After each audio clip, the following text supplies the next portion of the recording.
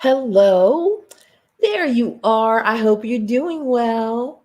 Welcome to Genealogy Quick Start. I'm Shamele, Jordon, your host. Viewable in many ways, Genealogy Quick Start is available on YouTube, Facebook, and Philly Cam. Congratulations and thank you so much, YouTube subscriber. Thank you for following us on Facebook.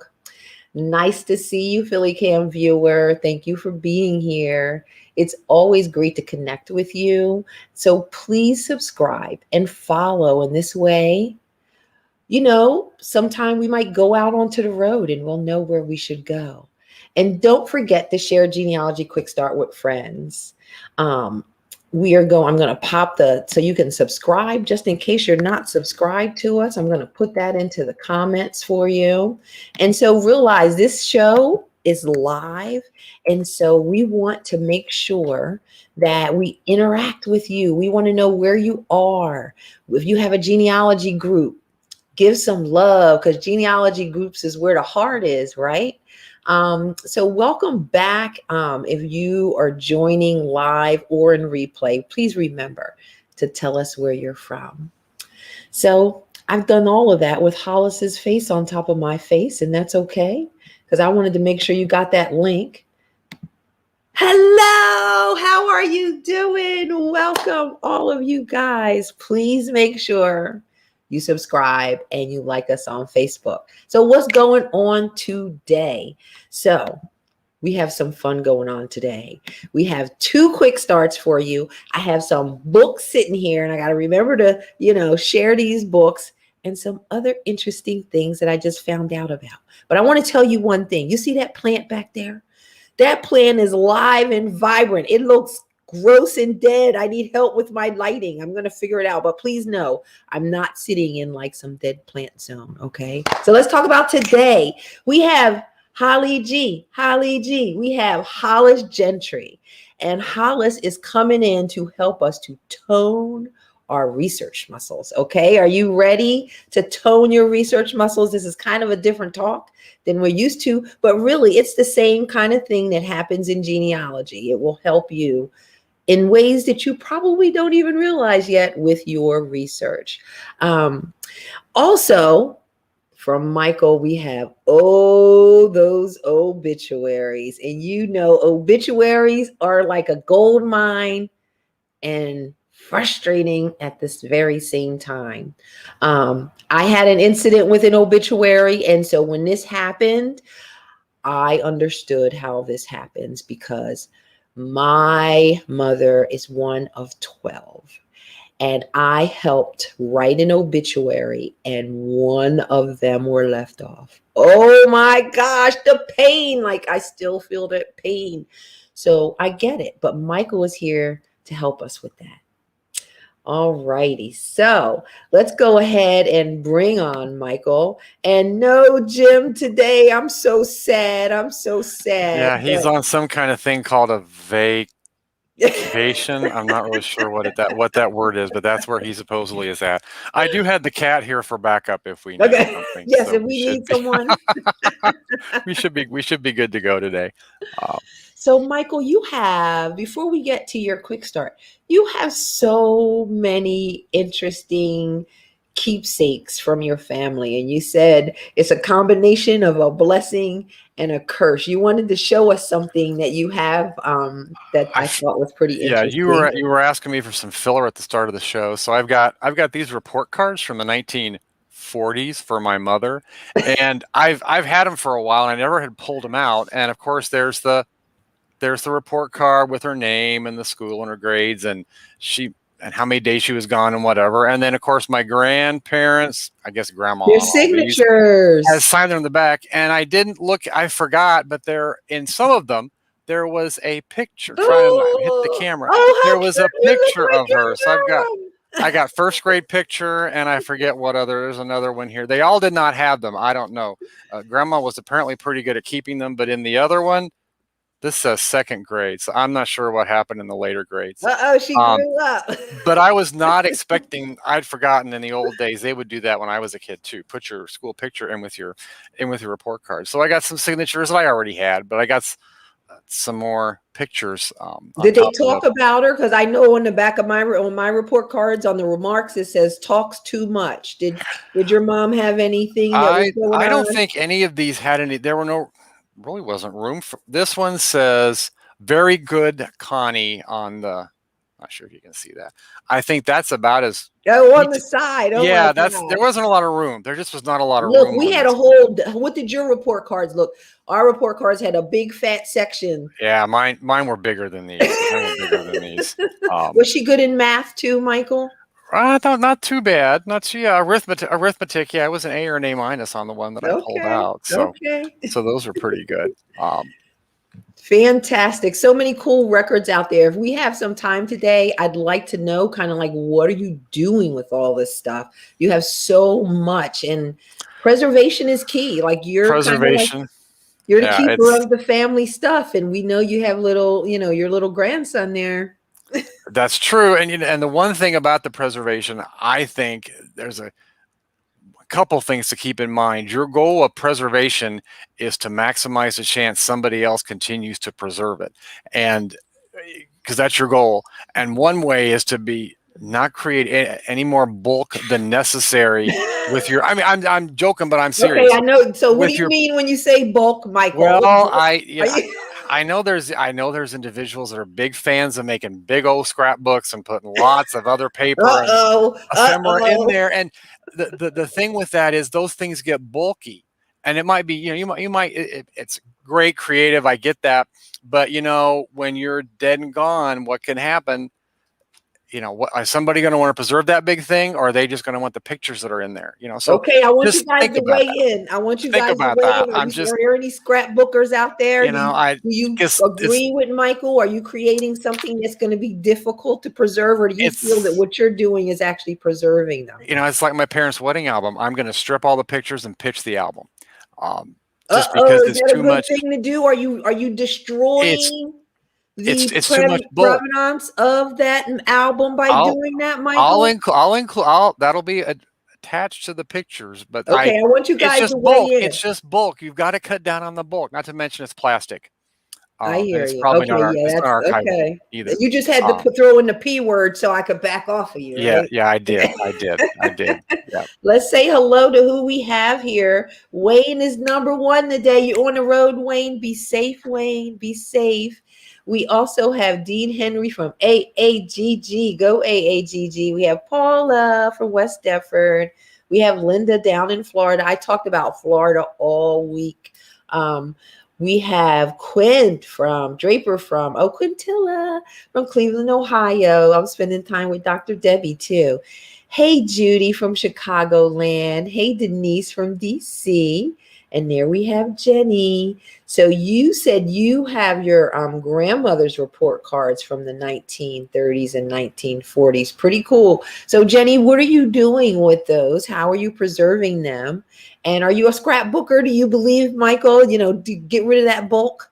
Hey, Diane, my best buddy, my road dog. There's my GD. I was talking about you this week too, Diane. Paula says she's in the process of doing a scrapbook for her cousins. What they do with it is not her problem. So they might want to strip it out, like you say, and just keep all of the real pieces. Hey, Tammy from ATL. All right. So, Michael, you ready to get started? We are ready to go with, I think, the obituaries today. Oh, okay. Let's get started with those obituaries. Let's see. Here we go. Sorry. Those obituary. And we're going to not pretend that my buddy is not here. We already talked about Jim, right? Yeah, okay, we already did that. We did that. Yep. I saw his name and I started getting sad again. All right. So, those obituaries. So let's move to what is step one.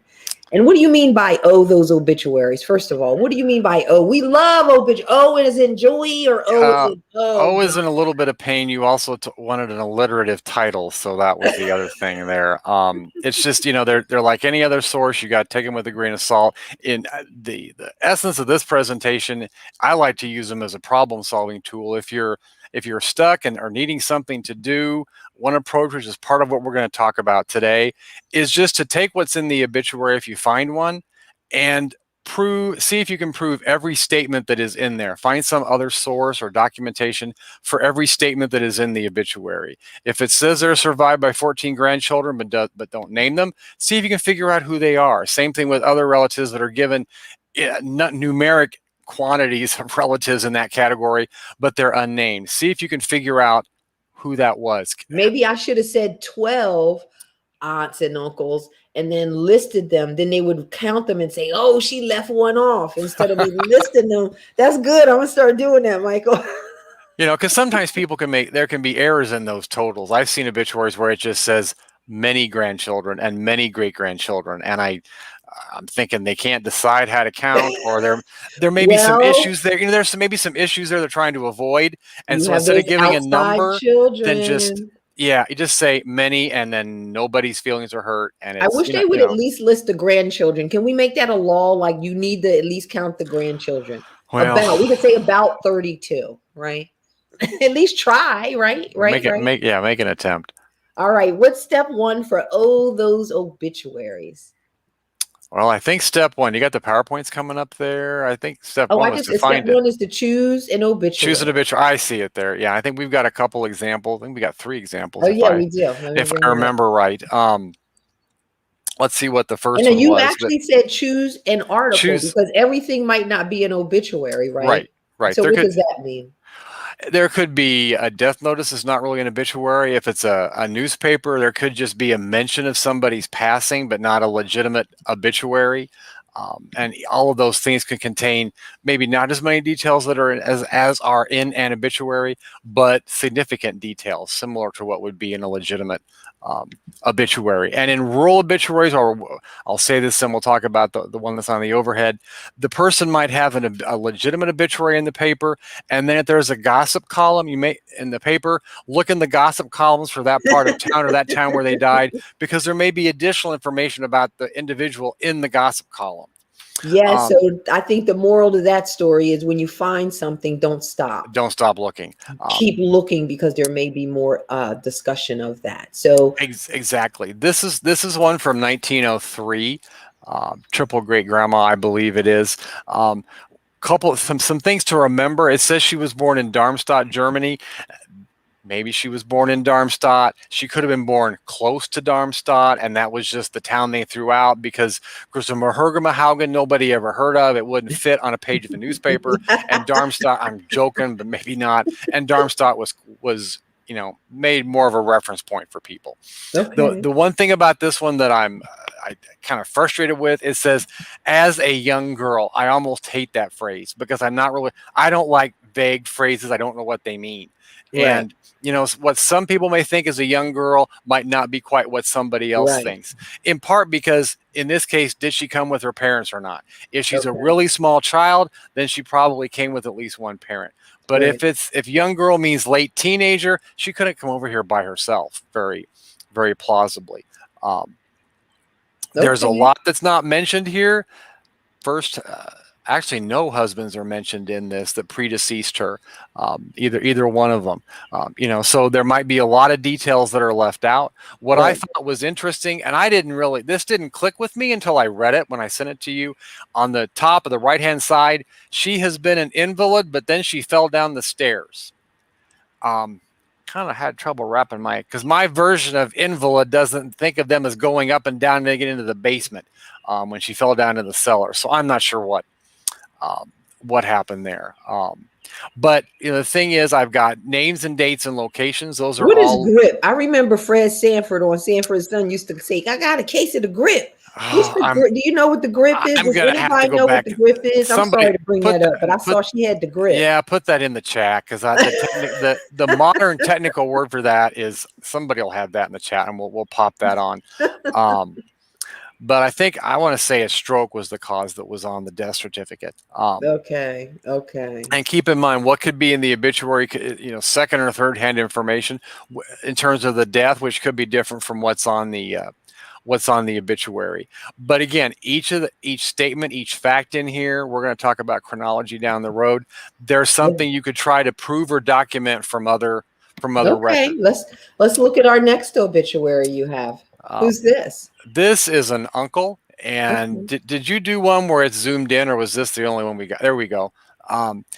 This is another great one to go through all the details. If there's phrases or terminology or abbreviations that you don't understand, you want to figure out what those mean.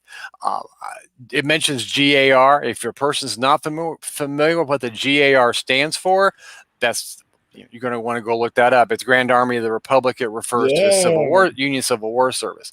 There are sometimes other references there to affiliations, membership in fraternal societies that could be a huge clue. Even if that society doesn't have records, it might be, members might have been a member of a certain ethnic denomination or whatever, and that could be a clue in and of itself. Yes.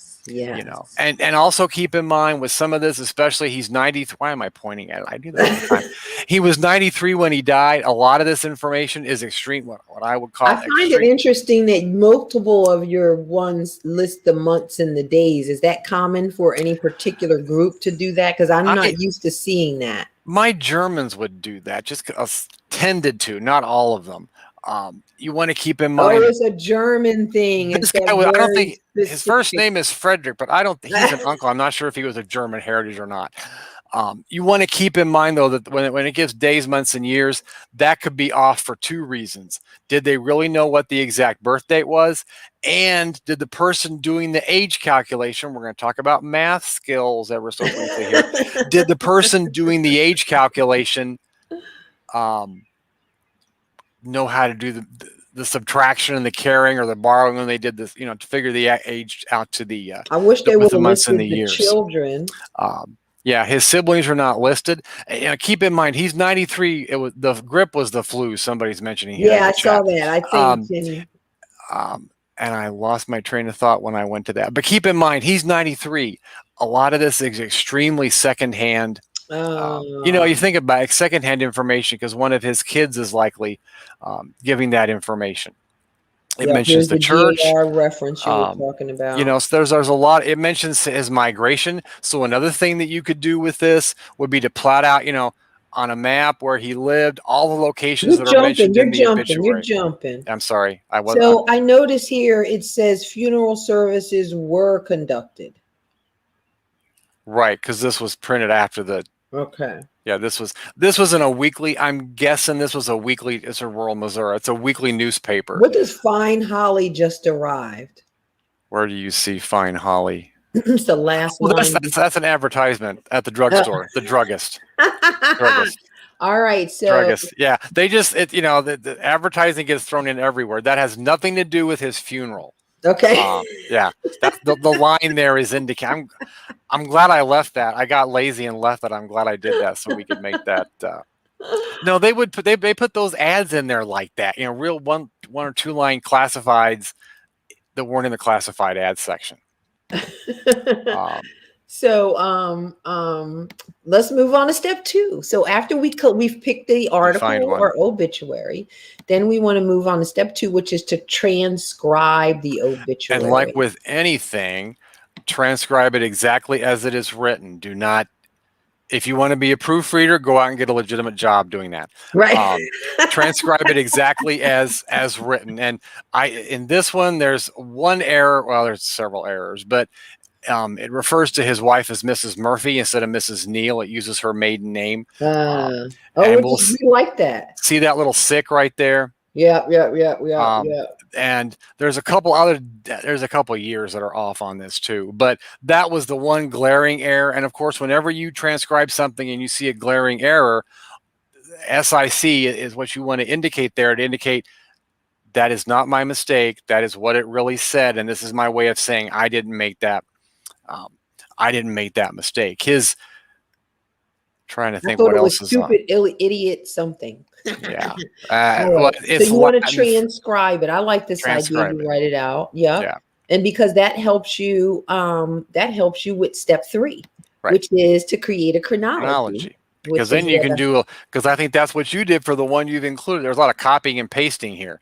And that's just easy to do. I just took the sentences and just sure looks them like out. it. It sure looks like it. Yeah. Because you got the sick in there, just like everything else. But that makes it, and again, you're doing this for yourself. So if your grammar's a little off and that kind of thing, don't worry about that. This is an analytical tool for yourself. If you decide to get it, want it published somewhere, you're going to have to clean it up. But for yourself, just get it in a chronological form. I would love to, like, you know, I know it might be overkill because it really should go in as one. The article should probably go in as one piece of, well, it's one source, but each of these are evidence points. And so I would love to put each one of these into my software and, you know, reference that article. And that way you can have, like, for everything that for every about. Right, exactly. For every, because that's pretty much what you've done. Those evidence points, what I just sometimes call genealogical statements, but it's the same pretty much thing. Yeah. You know, and because some of these are, you know, the thing is, some of these are correct, some of these are not correct. The marriage that moves us on to step 4, which is to research the facts. Factcheck.genealogist. That's what we are doing here. And the thing is, when you're, is there a slide for that, or we just? I don't think so. Okay. I think you're talking about that. And what you want to remember is, you know, an obituary might have just because 90% of it's true doesn't mean the other 10% of it is also true. You know. And the flip side of that's also true. If 90% of it's false, there may be bits and pieces that are true. You know, that's why you want to validate everything, because it can kind of run most things don't fall into those extremes, but it's always possible for that. So you wanted to go back and double check everything. Use those locations and dates as clues. Don't take them as solid, particularly things, you know, things where more time has elapsed between the obituary and the event, the higher the chance something is off. Usually in an obituary, information about the date and place of death, date and place of burial, we're pretty okay with. And this one's nice because it lists where the children are. Yes. So that's very helpful. What I find interesting here, the women, so they must have been pretty modernistic. The women, because somebody's commenting about this in the chat, they are not Mrs. Husband's first name, and their husbands were all alive at this point in time. Oh, okay. Yeah, Diane says she doesn't like when they leave out the right. I mean, all the daughters there. It's not Charles Faulkner. It's Maggie. It's not Lewis Rampley. It's his wife Mary, and it's not it's not James Rampley. It's the wife Sarah, which is somewhat to be honest, I hadn't noticed that until we talked about it right now. That this is atypical. The women are listed with their names. Their husbands were alive. They were not divorced before we started saying they were. No, these three were not. Well, one of them should have been, but I won't say which one. Based on some other newspaper things, one of them should have told him to hit the high road. But you know, it is atypical. Now that I think about that, that's atypical. The one thing I've not done, of course, there's that bottom line. I've not documented. Were there really 25 grandchildren at that point? That number seems reasonable, but I'm not sure, you know, if it was on the mark or if it's off by 1 or 2. Yeah. So don't take those obituaries as fact. You got to go ahead and document all those things. And don't assume just because those 2 daughters had the same last name that one of them was wrong. Those sisters married first cousins. So okay. That's what's going on. Yeah. That's pretty cool. That's pretty cool. And then moving on to step 5, which is to document your findings. So I kind of jumped ahead when I was saying I love your idea of doing a chronology, because then you can easily take those points, you know, and put them into your software on that person, referencing the source as the obituary or article, and then you could, as you find the facts, because it's good to say, where did I hear originally that they said that?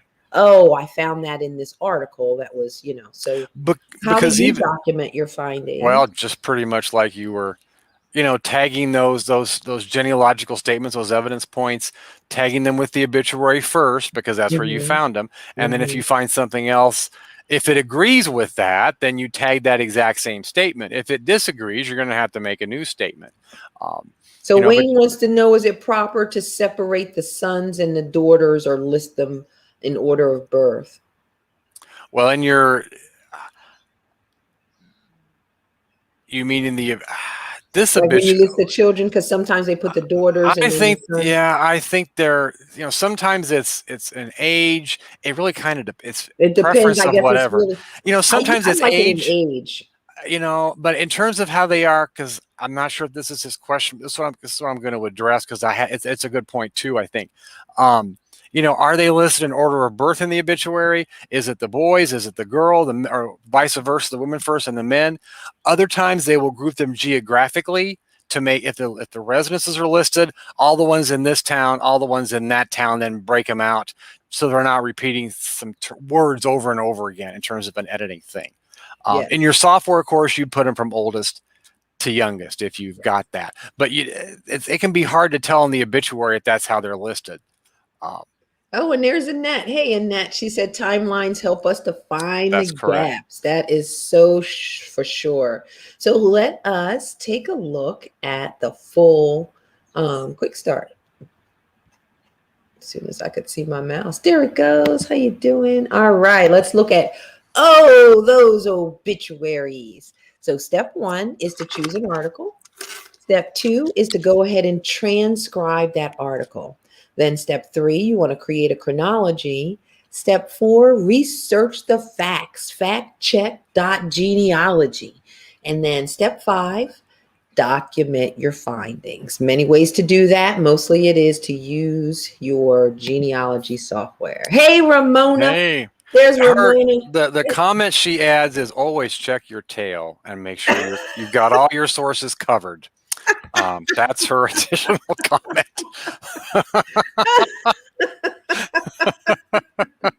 On that, thank you on so that, and there it is much. right there. You can see it right there. Right in your. Oh my gosh, cats! Thank you, Jim. I'm going to call you Jim. That's okay. Thank you, I've been called worse. We'll see at the end. Thank you. All right.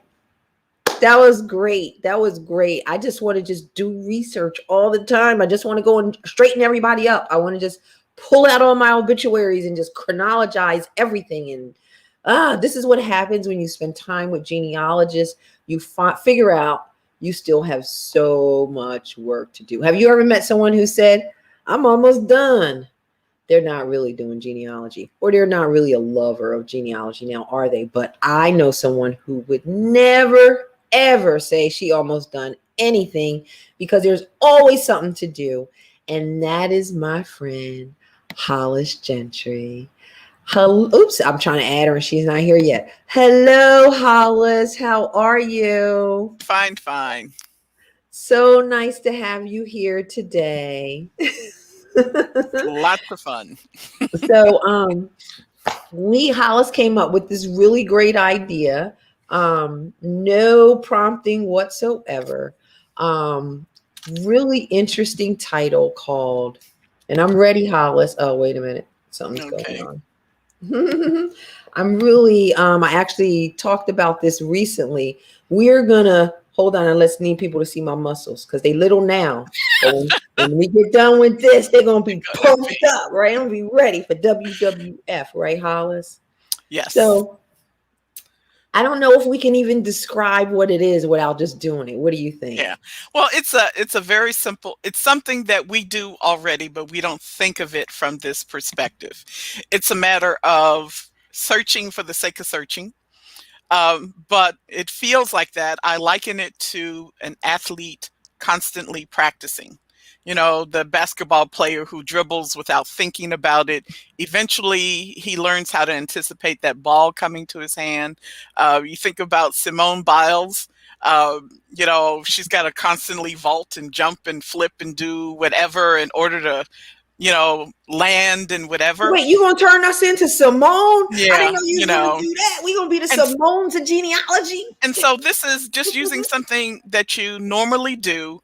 And I think I use it best when I want to research and I don't know who to pick because we have so many ancestors, or I'm frustrated and I can't find the ancestor that I want to search, or I don't have anything in mind and I'm just want to research and see what's new out there.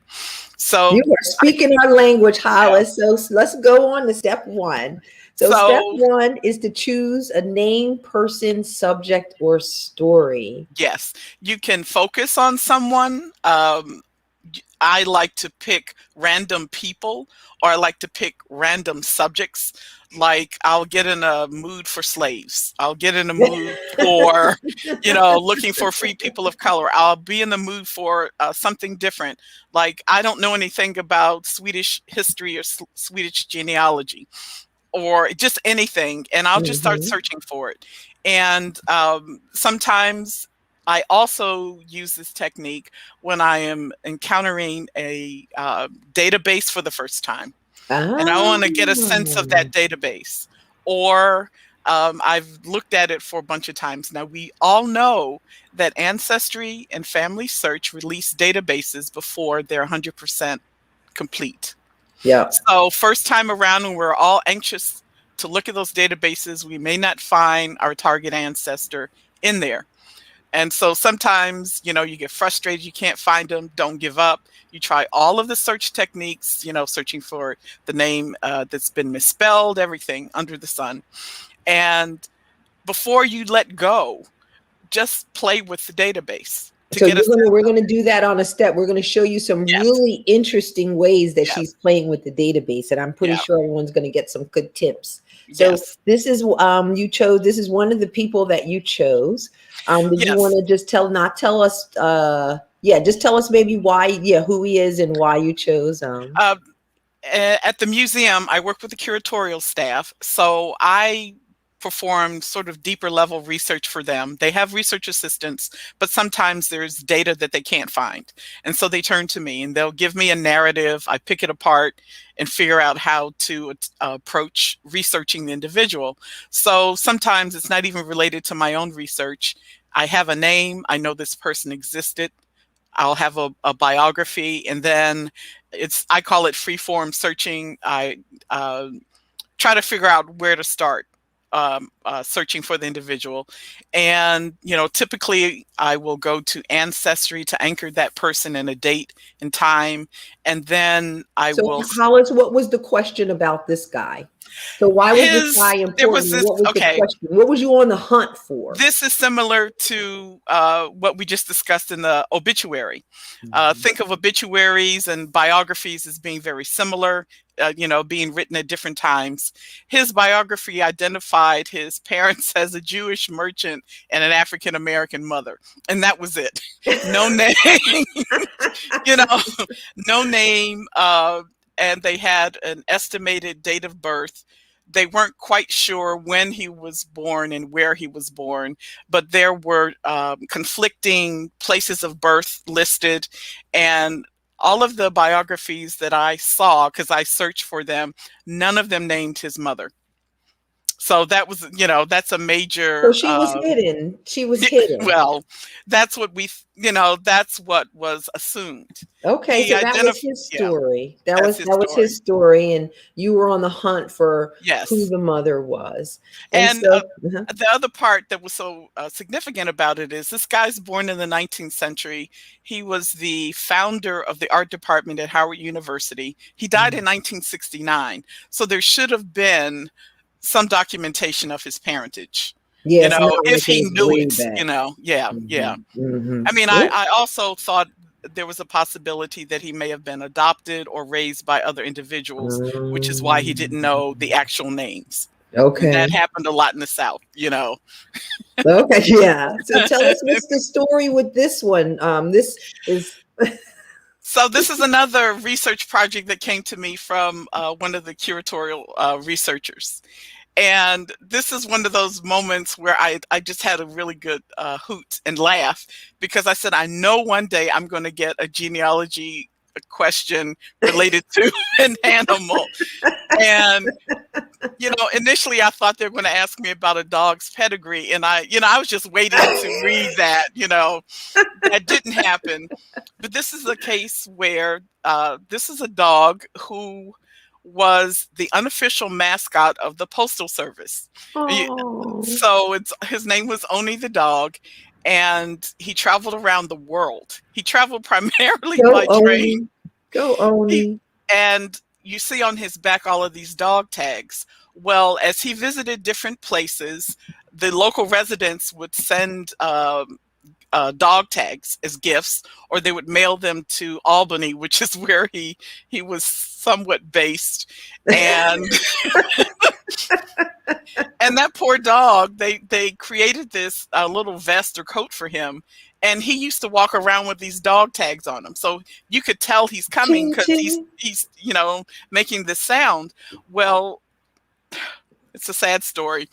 As he got older, we want to know what you were on the hunt for. Why would they come to the Holly G, Hollis Gentry? Okay. So he was killed by one of the postal clerks, and they stuffed his body, and they sent him to the post office in DC, and the post office decided to donate him to the Smithsonian. So fast forward to now, the Smithsonian is researching the dog tags.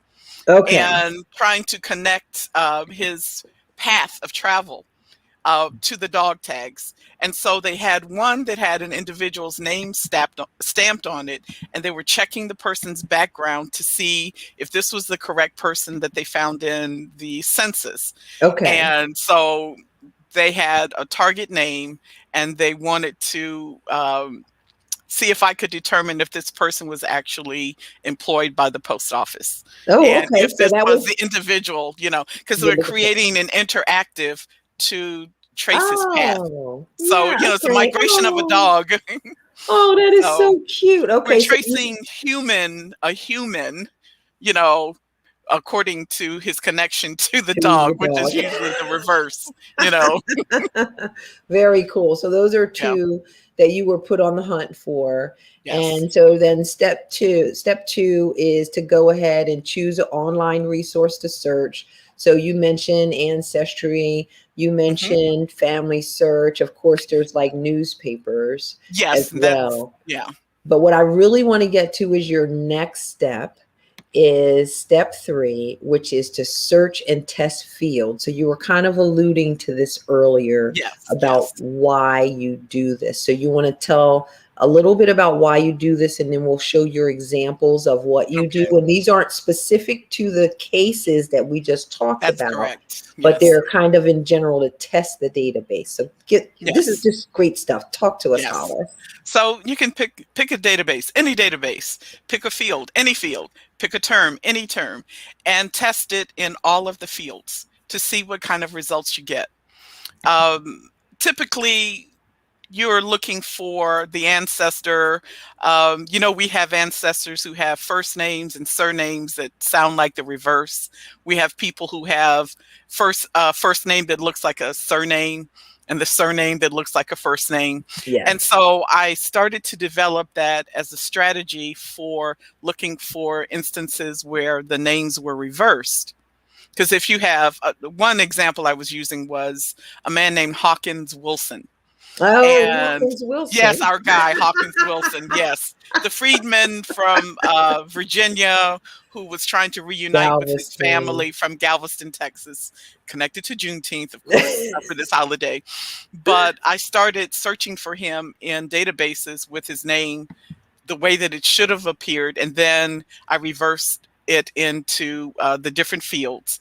But then later on, as I encountered databases where I was trying to determine if they included African Americans in them, depending on the type of database. A lot of them will not, may not have in the index or the abstracted content any kind of racial designation whatsoever. Yeah. So I would test it, especially if it was a 19th century source, and it sort of was in the antebellum era, to see if they identified African Americans racially in any way, if they were missing a surname, if they included it in the surname field or what have you. Now at the DAR, I know that they happen to encountered this problem quite a bit because they were dealing with records from the late 18th century into the early 19th century. And so they encountered Hollis, you have a lot of records. experience, not to break your stride, but I would like to understand where the color blindness stops. Does it stop at the Civil War, or does it stop somewhere between? When does the Revolutionary War period is pretty colorblind? That's where the difficulty is. But when does nope. It differs. It differs. It differs. How do I say this? It differs. It differs regionally. It differs. This is where Judy Russell would be great to add in, or LaBrenda.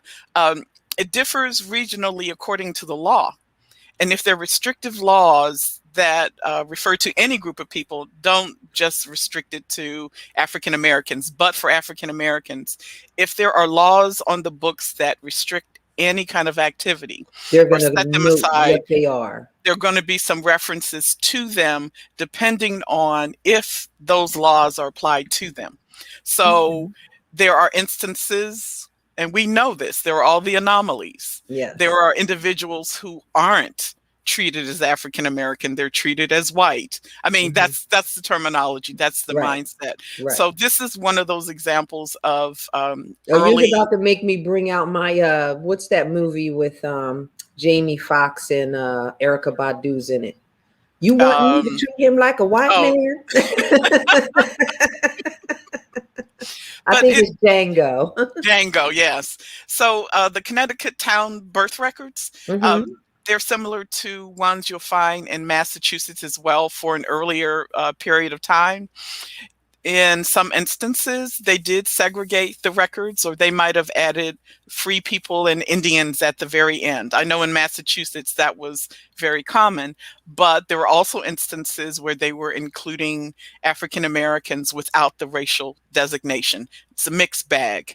But I get putting maybe mulatto or Negro in first name, last name. I'm really interested in this birthplace, and we're in location. That is pretty interesting. How did you get there? Well, again, the strategy is pick a term, pick a subject, and test it in every field that you see. Now, this stems from my experience of having created databases when I had to check for my own errors. So I just do this for every database that I encounter, to see, because we don't know who actually abstracted or indexed these records. We don't know the level of quality control checking that was done for these databases. And so this is one way for you to just test it to see if you can find these types of entries. You could even plug in a location in the name fields, or any other field. Look for something that shouldn't be in there. Plug in a date. If the name field is a text field, plug in a number, plug in a date to see if there are errors. And that will let you know that there are, and depending on the number of errors you find, that will tell you a lot. It does. That's pretty. I can't wait. I'm like, okay, I'll be back. You keep talking. I'm gonna go do some searches. But talk to us about this test that you did here. So this was one where I was just testing to see where I would find mulatto popping up, and I ran through it in the different fields. And as you can see, Ancestry is always going to present the research results in according to the number of hits. So the largest number of hits you get, you'll see that portrayed first. If you were looking for a population of people who are mulatto, this might help you to get a good sense of what you're going to find in those databases. And then you might want to go to each one of them to check to see if mulatto means mulatto, or where it shows up. And if you are trying to quantify the population, this would help.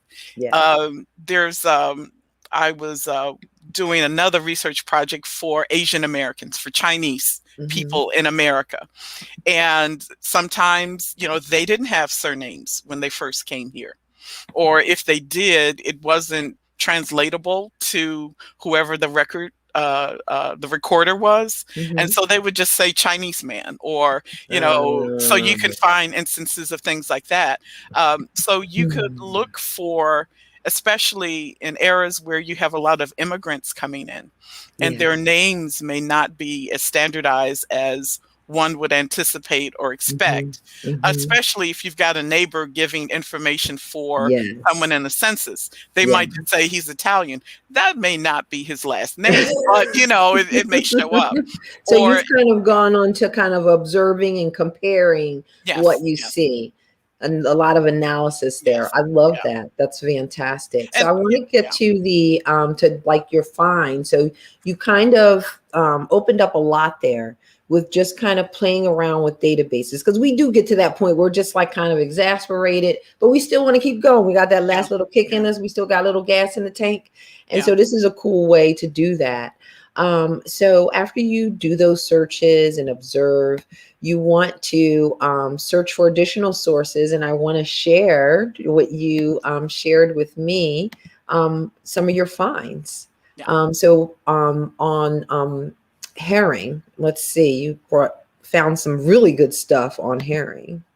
And so without going into any depth about his background, I found him in all sorts of ways with the wrong identification. I shouldn't say wrong. He was recorded as he was recorded. And, the big thing for me was to find his mother's name. And so I went on Ancestry first to look at the biography, similar to what we were talking about with the obituary. You find that, you see if you can verify all of the information on that. You create the chronology, especially if a person is moving from place to place, to get a sense of where they were and where they may likely appear. You do the census thing to establish them every 10 years. And then you sort of try to fill in the years in between. And then you go hunting again in the records with a better sense of, okay, this person appears to be somewhere at a certain time, and then you keep chipping away at the years to look through resources. So sometimes you can you can use the results from searching in a database to go out on Google and try all sorts of things. Find the background and get details. Yes. And so I'll pick a few things from what I found in the database, and I'll test it on Google to see if I can find something. And what I did was locate a college publication that was essentially an obituary of his mother.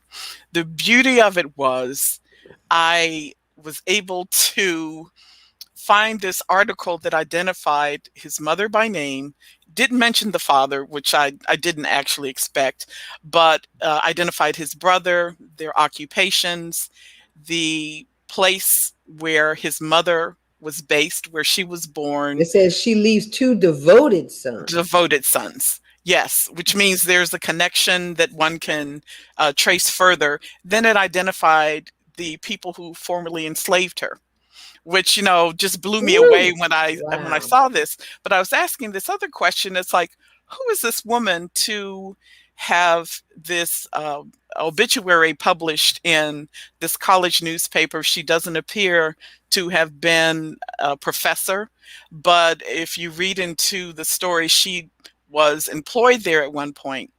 James Herring. She was very proud of her white people. Yes. What does that mean? Well, see, and that's another thing. That's a clue that one needs to follow up with in terms of looking at the social relationships that persisted beyond the era of slavery. Beyond this is a key bit of evidence, and to attest to that close connection, you see that at the very end, it identified the members of the Monroe family who attended her funeral, but they're listed as flower girls, which is, I've never heard of anyone being listed as a flower person, girl, woman, or whatever connected to a funeral. And for that era, and probably even later, if an African American had a funeral and someone white attended, it meant that they were very important in, if not the community alone, but to this specific white family. Mm-hmm. And that was a sign of status to say Mm-hmm. white people attended an African Mm-hmm. American funeral. Mm-hmm. You know, I know it's a Southern thing. Yeah. Primarily. So, Yeah. but my unorthodox searching through the databases for this man, Herring is an unusual surname Thank in goodness. Yay. most cases, you know, but it Mm-hmm. was misspelled, and I just persisted and eventually was able to find him because I used that technique. So that really was one of those examples I of love her. You brought it to light, yeah, Hollis. You brought it to yeah, light. So yeah. tell us what happened to Oni. Well, I was given the name, and I don't have it on the slide. The guy's name was Thomas Glasscock, and I think there was on the dog tag, it was just an abbreviation of, it was something like T Glasscock. And so we had to search through the resources, and I'm forgetting where he was from. This is terrible. The resources to see if he lived in the area that was stamped on the back of the dog tag and if this was the correct person. So I, again, you know, used the same technique of trying to anchor him with the traditional record sources. I found that, and then I started digging further to see if I could find something about his family or his career that tied him to the Postal Service. And it turned out he was an attorney who at one point did serve as a postal clerk. Oh, So wow. that was, I was able to find that. The interesting thing about this whole story is that Oni was the Oni was featured in articles, and I just tried to imagine this. Whenever he traveled to another town, the postal clerks used to escort him into town, if you can imagine. And it was a big thing, and they could hear him coming, and it was like a celebrity was coming into town. And I was just thinking about it. I'm now periodically assisting the researcher with identifying the postal clerks who interacted with him. Oh And, my you know, and God. so it's a very unusual sort of approach to researching the genealogy of individuals, I is love attaching them that. to the travels of a dog I across the love that. You country, you know, know. there's some states had some counties had dog tax records, so you could Yes, yeah, see if they had yes, pets. I yeah, think that's yeah. so cool. And Pets matter. Uh-huh. ironically, we don't know the name of the original postal clerk who kept him. Yeah, So he just yeah, went from place. Yeah, yeah, yeah. yeah. At the moment, so this was just an interesting story. It was an odd twist of, you know, looking at a pet. Typically, it's the reverse. You know, you see an obituary of someone, and they will say, you know, she she leaves as the survivor, you know, the cat or the dog or whatever, and they're named. This is the case where we're looking at the history of a dog and the humans connected to them. Connect to the dog. I Yes, love that. yes, That's yes, fantastic. We have a yes. a minute for you to share this Okay. beautiful one. Oh, and this last one is real quick. My father's name was Fielding Lyle Gentry. We never knew until sort of right before he died that we had the name of we didn't know the name of the ancestor. My grandfather was a man of few words. My mother asked him if we had any Civil War veterans in the family, and he said yes. And that was it. So, and this is before I was born. My mother was the genealogist who inspired me. So anyway, you know how you get started and you find one ancestor who served in the Civil War. You go searching for others. I find this name, Fielding Lyle. His name I didn't initially find because he was identified as Fiddling Lyle, and it was spelled very differently. So once I was able to locate his pension file, then I traced him, and then I started looking for something beyond the pension file, and I was on Google playing around, doing what I normally do, because Fielding Lyle, there are people named Lyle Fielding. You know, I did the same thing with the name reversed. Yes. And I knew where he was from, and lo and behold, I found this article that identified him as, formerly enslaved and matched his Civil War service. And I knew that he had opened a Freedmen's savings account, Freedmen's bank account. He used his bounty money to purchase land, and that land provided the foundation for a town that still exists, Lisle Town, that was named in his honor. So, amazing that yeah, story did not yeah, pass down. Like, yeah, Hollis, yeah. how did that story not pass down? This is because you talk about those generations of people who don't talk about Yes, but things. that's really that's some pride right there. And Hollis. All right, so Hollis, let's so, use the quick start. Let me show everyone what the quick start was. That was fabulous, Hollis. Yeah. Did you guys love that? Let's go through some toning your research muscle. So step 1 is to choose a name, person, subject, or story. Step 2 is to choose an outline source to research. Online source, sorry. Step 3 is then to search and test the fields. And this is something you can do just anytime. I mean, fabulous ideas, Hollis. Step 4, observe and compare the results. And then step 5, to go ahead and search additional sources. Fantastic. Thank you, Hollis. We're going to bring Michael back. How are you, Michael? I'm good. And there's Ramona. There was too much dog talking in the last segment. I'm protesting about that. I'm protesting. Good story. Very good story. Very interesting story, though. But I will have to share this with you. We at the Smithsonian Libraries, we have huge cat lovers. I mean, imagine that. In DC, we have the Redskins, the fanatical Redskin fans. But in the libraries at the Smithsonian, it's cats.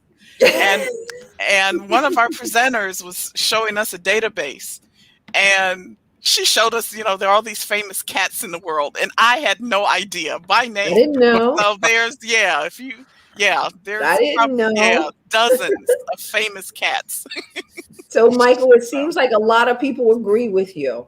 A lot of people agree with you with these books here. Let's see, did I miss anybody?